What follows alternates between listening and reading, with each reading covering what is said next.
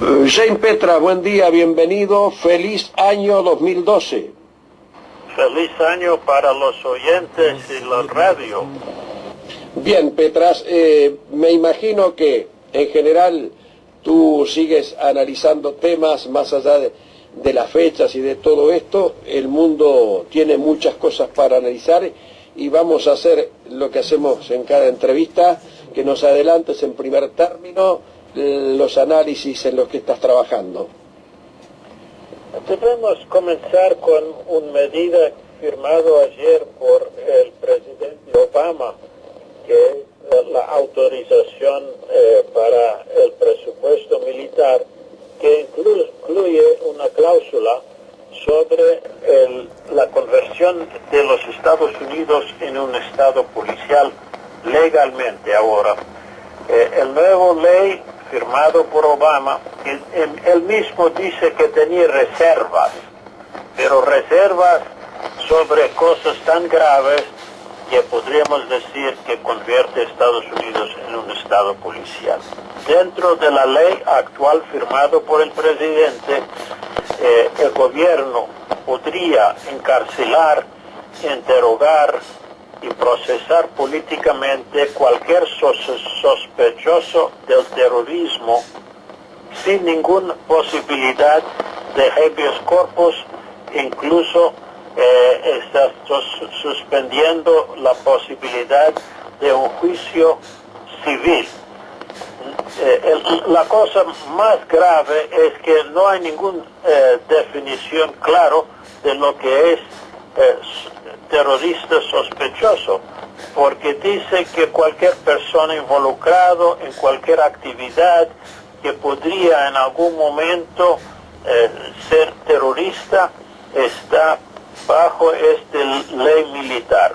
Es un tipo de ley marcial ahora que debemos decir que convierte oficialmente Estado norteamericano en un Estado policial.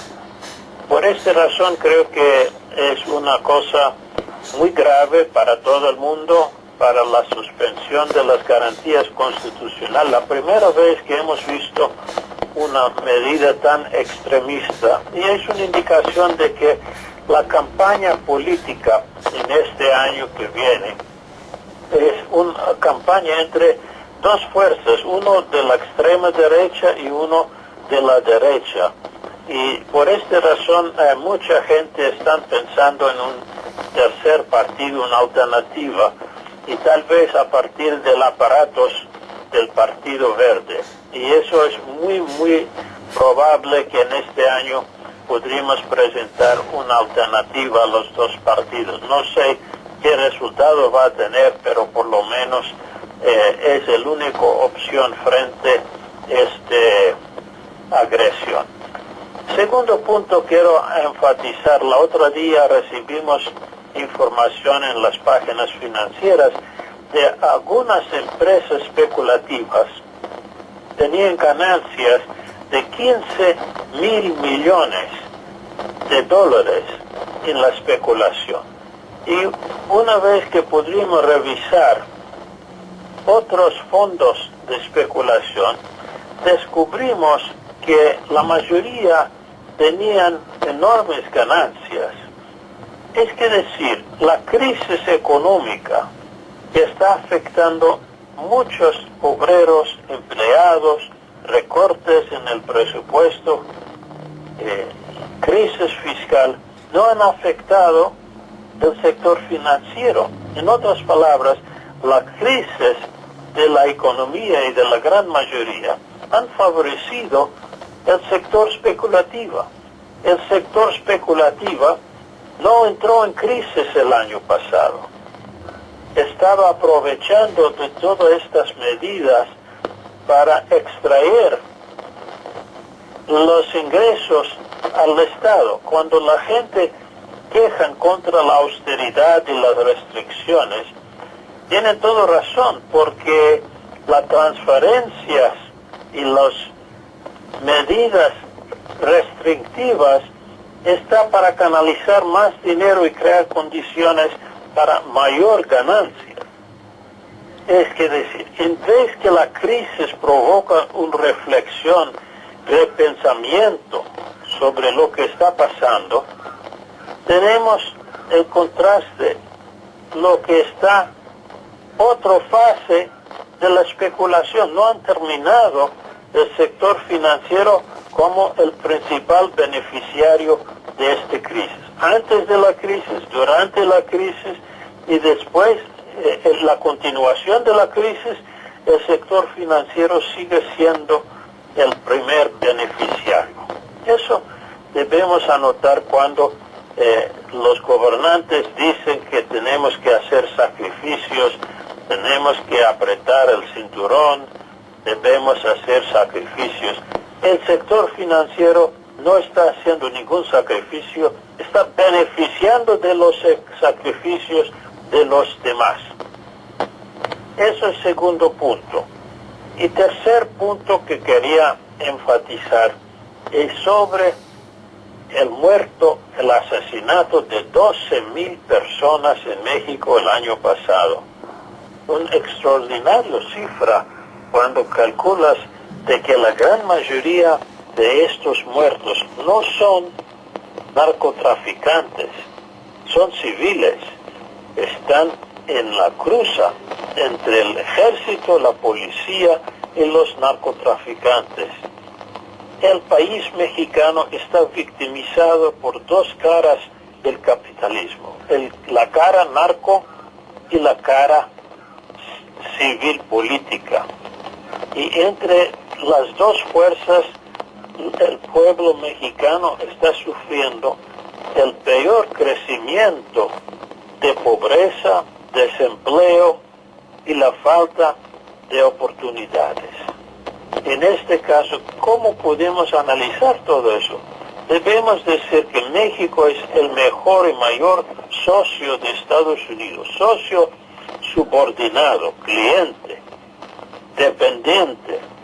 Y por esta razón México no puede superar la crisis. Es el quinto año enseguida que hay más de 10,000 asesinatos en México y siga la cifra creciendo.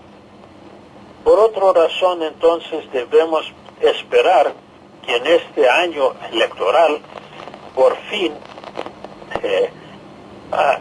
Andrés Manuel López Obrador puede ganar las elecciones. Ya ganó la última vez, pero no lo permitieron. Manipularon el voto y al final de cuentas termina perdiendo las elecciones. Entonces, espero que de alguna forma puedan controlar el proceso electoral, porque la vía electoral es la mejor para México, pero sí está bloqueado otra vez por corrupción. ¿Quién sabe cuánto más violencia y qué forma puede tomar? Yo creo que la violencia está vinculado con el fraude está vinculado con la dependencia de México sobre el imperialismo norteamericano. Y algunos menores comentarios. Hay un grupo de observadores de la Liga Árabe visitando Siria. Sí, exacto. El jefe de la delegación han dicho que no vean ningunas grandes violaciones de derechos humanos entre el gobierno de Siria. De repente, todos los grupos opositores, todos los medios del países imperialistas condenan los observadores, pero ellos mismos insistieron en los observadores. Y ahora que los observadores de la Liga Árabe han hecho comentarios contra la propaganda occidental, quieren descalificar el mensajero. Y eso me muestra la doble moral del imperialismo. Cuando hay observadores que conforman con su línea, están justos, están observadores objetivos. Cuando no cumplen la misión de denuncia como piden los poderes, los denuncian como incompetentes, perjudicados y lo que sea. Entonces ahora dicen que los observadores no sirven, deben salir del país. Pero el hecho es que en Siria los Estados Unidos, Francia, Turquía están financiando los grupos rebeldes, están dándolos armas, tienen bases en Turquía. Es una agresión contra la soberanía de Siria.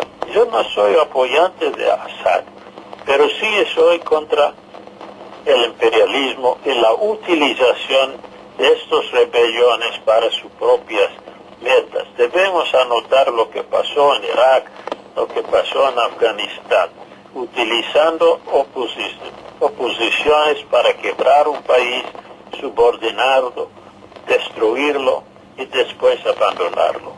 Estas fuerzas no construyen democracias, construyen estados disfuncionales. Y eso debemos observar, porque muchos progresistas, siempre confundidos cuando vean algún grupo en la calle, automáticamente creen que debe ser para mejorar las libertades o la soberanía. No es así el caso. Tenemos recordar, tenemos el caso de Chile. Recuerdo cuando los camioneros lanzaron una huelga paralizando el transporte para destruir el gobierno democrático de Salvador Allende, y descubrimos que los camioneros eran financiados por la CIA. Y cuando cae Allende, estos camioneros vuelven al trabajo. Y recuerdo muchas conversaciones durante la huelga con estos señores que me contaban de que no estaban perdiendo dinero con la huelga. ¿Y cómo puede ser? Porque recibieran subvenciones. Y hay una gente supuestamente progresista decir que el gobierno debe arreglar con los camioneros porque es la forma democrática. Pero eso no era una huelga para reivindicaciones, era una huelga financiada por la CIA para tumbar un gobierno de izquierdas. Entonces, recordando este incidente, podríamos entender algo sobre lo que está pasando en Siria hoy y lo que pasó en Libia antes.